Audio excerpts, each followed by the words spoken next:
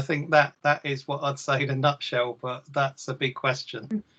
So let's finish on that note and move over to Simon. So thank you, Katie, for thank you, Mark. Thank you.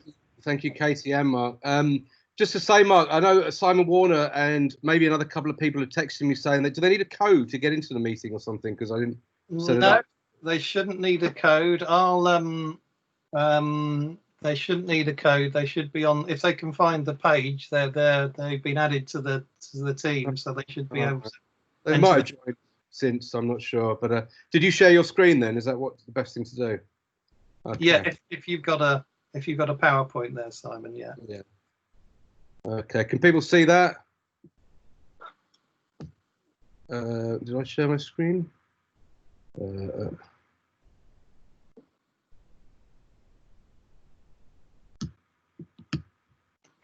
Can people see that? If they could just let me know. Yeah, I can see it. Okay, so just to introduce myself, I'm Simon Morrison. I run the music journalism degree at Chester, and this did sort of come out of that experience, I suppose. I was a music journalist for a long time, working in the, so it's very different to rock and roll and to Mark, working in the electronic dance music kind of sphere, working for magazines like DJ Magazine and working for Ministry of Sound, running a magazine in Ibiza. And I was always interested in the way we write about music, I suppose. So that kind of drove my interest. And I was always interested in how my subculture, and I'll come along to that later, was represented in film and television and particularly literature. And that kind of drove me all the way through my career. So as I swapped the media to academia and moved from the dance floor to the lecture theatre, that became the focus of my 7-year PhD. So how do people write and represent this subculture in literature? And that basically formed the basis of my book, my monograph that Bloomsbury are going to publish. This is next month, which is why I was particularly interested in Katie's current experience. And that's the full jacket with the front and back. So it grew out of my thesis. And I know that we've got Martin James amongst us, so I'd like to thank him, who's my external on putting that together, and Simon Warner, which is why I mentioned him, because he was my supervisor through that process. The short story, it's a book, yes. It's a book about books, about nightclubs. So my interest was in the fiction that arose from the kind of rave and electronic dance music sphere. So my proposed name for it was Disco Texts, but Bloomsbury didn't like that. So that's why it became known as Dancefloor driven literature, which is my kind of attempt, I suppose, to capture the genre of these books that I was looking at.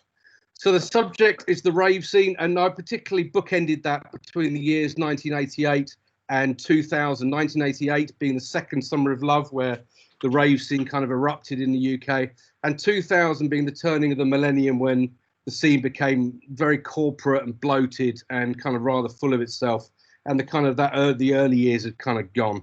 That kind of the spirit, I suppose. The theoretical tool that I used to kind of unpick and pick at this was musico-literary intermediality. So the idea there, I suppose, is intertextuality is where you hold up two texts and compare and contrast them. With intermediality, you hold up two completely different media.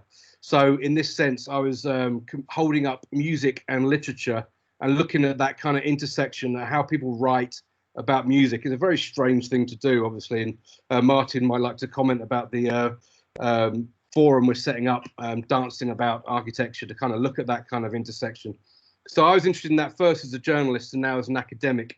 How do you write about music? How does how can you deploy linguistic techniques to capture the sonic and what's essentially designed to be listened to? That was my interest.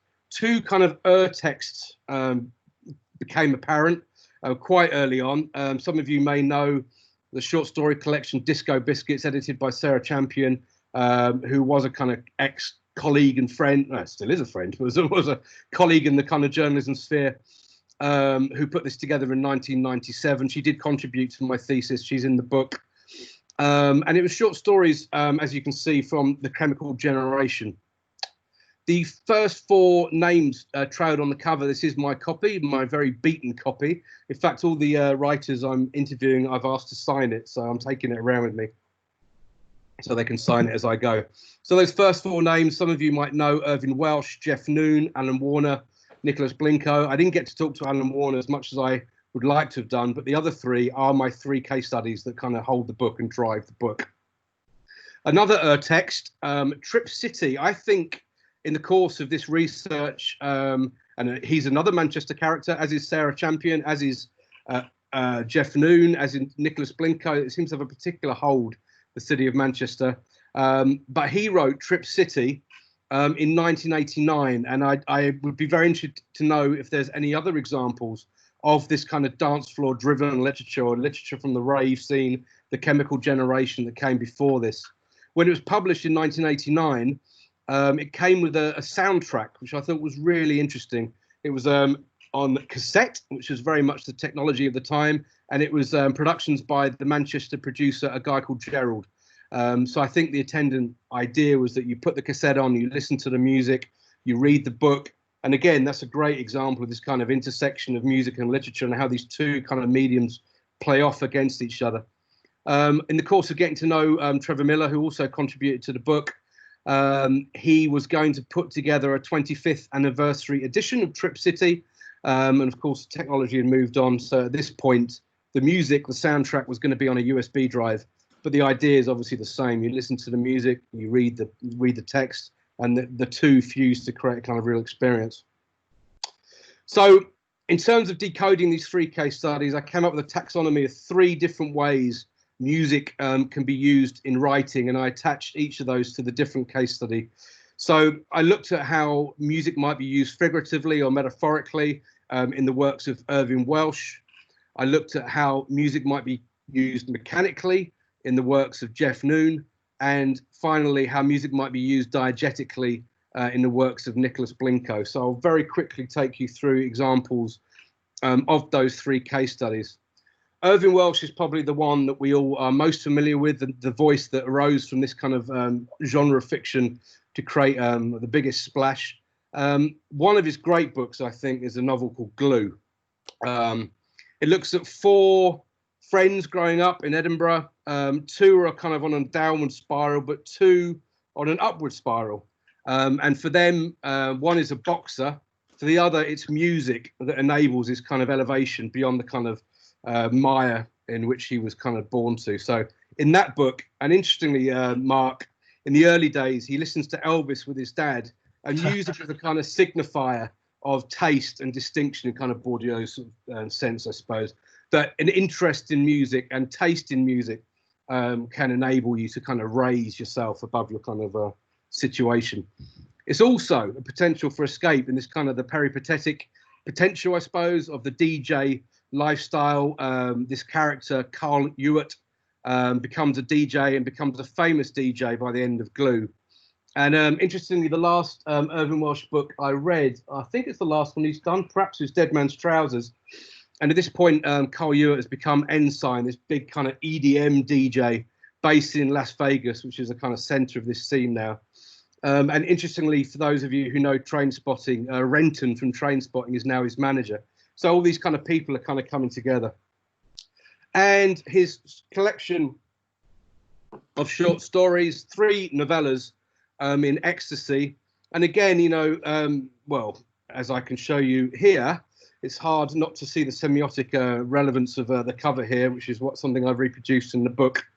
And on this poster, again, I mean, this was actually when I met Irving Welsh. I spent some time with him. It was at the Glasgow Film Festival, at the point where this film had come out based on one of the novellas from that collection. And at this point, I was working for Mixmag, and I was very amused to note what pull quote from my story ended up on the poster that I saw all around the London Underground at the point that this film came out. But it wasn't a patch on the success of Trainspotting or indeed T2. So these are the kind of things I was looking at with Irving Welsh. Jeff Noon is a really, really interesting writer. For those that don't know him, I really, really recommend him. He has his own term. He calls it avant pulp.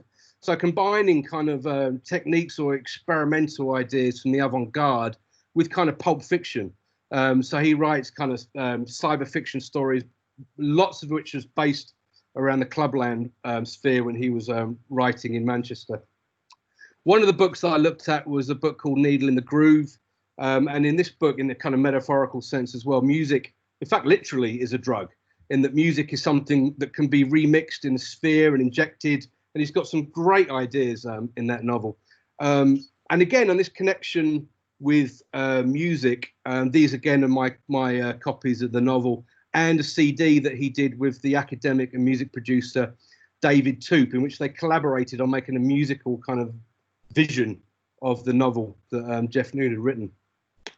In the sort of process of talking to him, and he's also very good at publishing his own manifestos as well, of how he uses music in his fiction.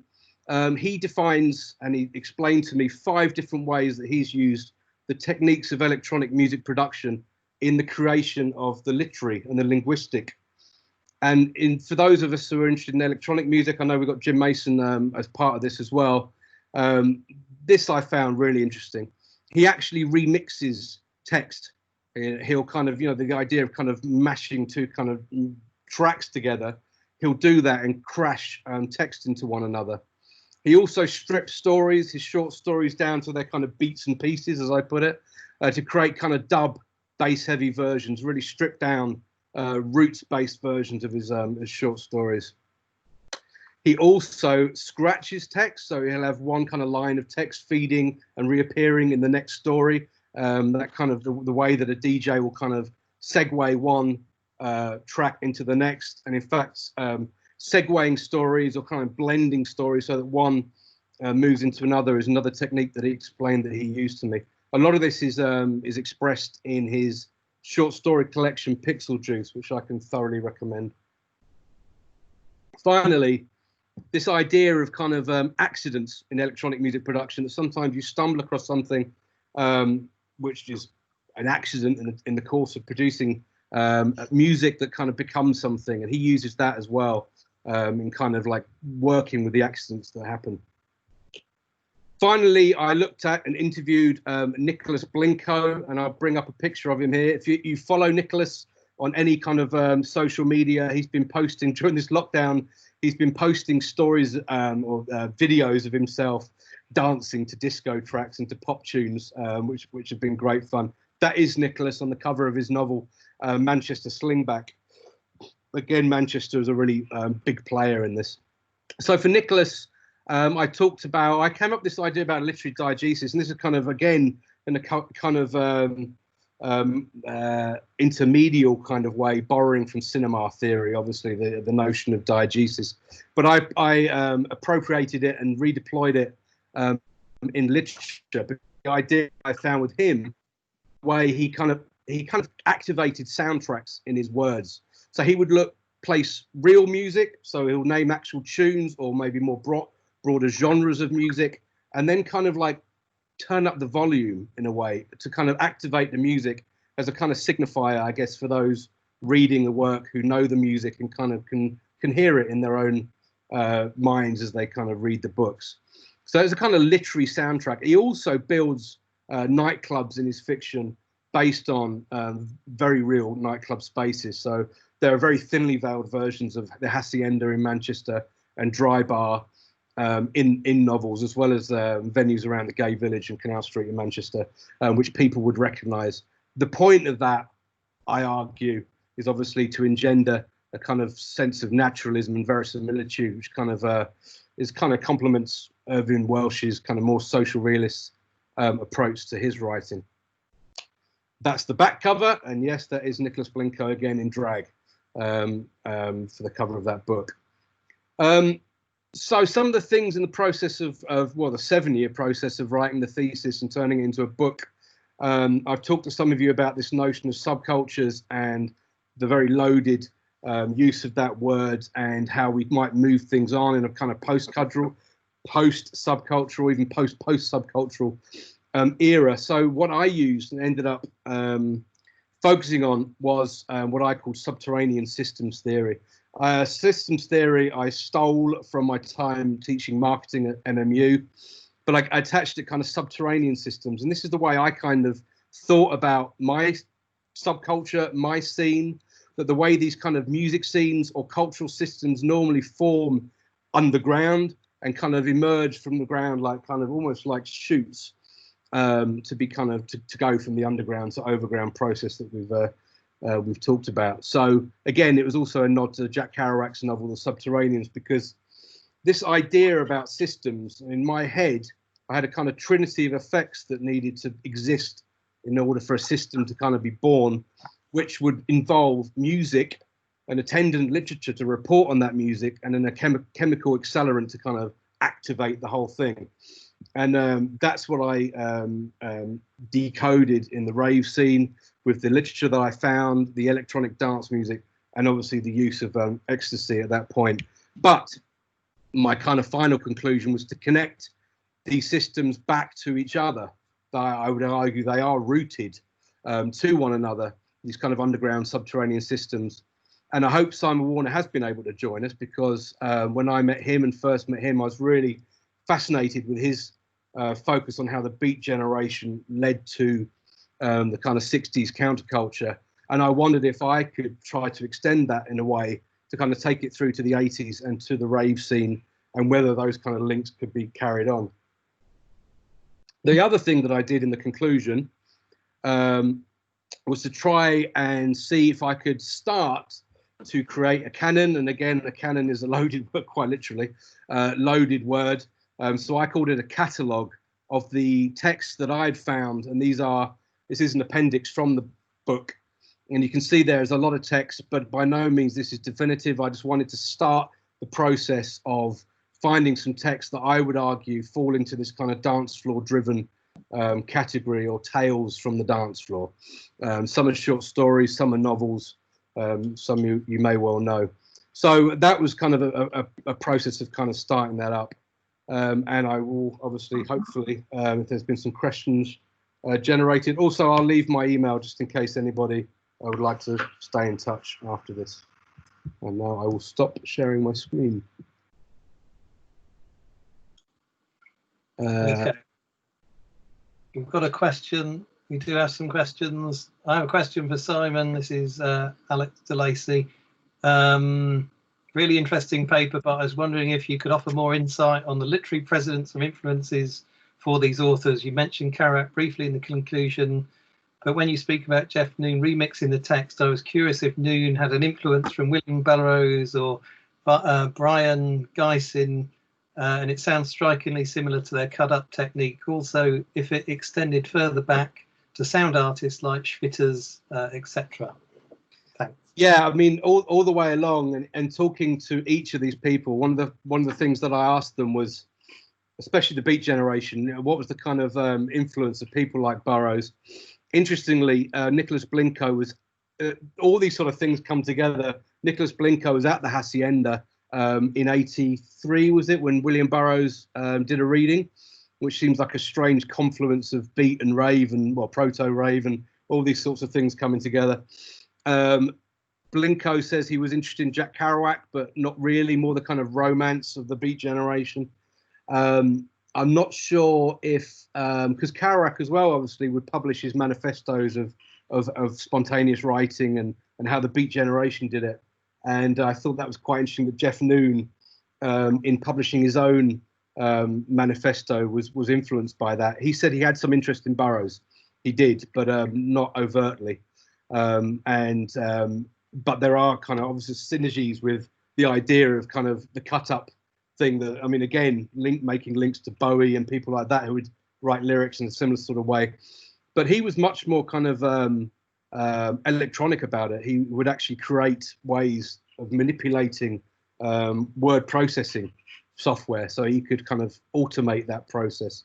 So he'd leave it to the machines as well, which I thought was really interesting. And he saw David Toop using sequencers to kind of cut and splice music streams, and he said that's what gave him the inspiration. Why can't he do that with words? Why can't he do that? And I thought that was really interesting. And also the other thing that I found interesting was that all the authors that contributed to Disco Biscuits, they toured that in nightclubs, rave nightclubs, a little bit like the Beat Generation would read to bebop jazz. And he got the sense of remixing from that and sounds bleeding from different rooms. And that process of taking literature into nightclubs was an inspiration to him as well. So one more quick question. Has there been a subterranean system since rave, or has it only been possible to acknowledge such a scene in retrospect? I love that question, because that's what, obviously, with my students, I'm now 50 next week. I say to them, it's not for me to decide what came next. You tell me what came next. And that normally stumps them. I wish something had come along. I mean, I think these kind of subcultures, or whatever we're going to call them, maybe we need to, we do need to move on from that. They have to have kind of critical mass. And I think the beat generation, or the counterculture, or punks, or ravers, had all those elements that formed that kind of mass necessary to birth a scene. I think what's come since, and there have obviously been things that have come since, nothing had the requisite mass to function as a true subterranean scene. They're kind of more shoots, shall we say. Okay, one more quick question. What about other musical histories, such as black cultures like disco and soul, which were more focused on dancing? Do these have an attendant literature? Not as far as I've seen. There's a very, very interesting story, obviously, with Saturday Night Fever, and maybe some appropriation going on there with that. Although there's, I think Kate Marstow might be amongst us as well. That was very interesting, that whole thing was borrowed from mods. So maybe the kind of, this notion of these systems existing, the fact that you could transplant the mods from the Gold Hawk Road to Brooklyn in the 70s and say, I've discovered a new scene, which then did become a scene, kind of exemplifies kind of how these things kind of hold together. But there was a very, very important book from the 70s around kind of gay New York disco culture called Dancer from the Dark, I think it's called. I've got it here somewhere. Dancer from the Dance, that looked at a lot of that, because the disco sucks, the kind of the Comiskey Fire disco demolition really was just the embers of that formed the house scene that came out of Chicago just a few years later. So the disco is totally connected to all of this. Yeah, and I guess there have been black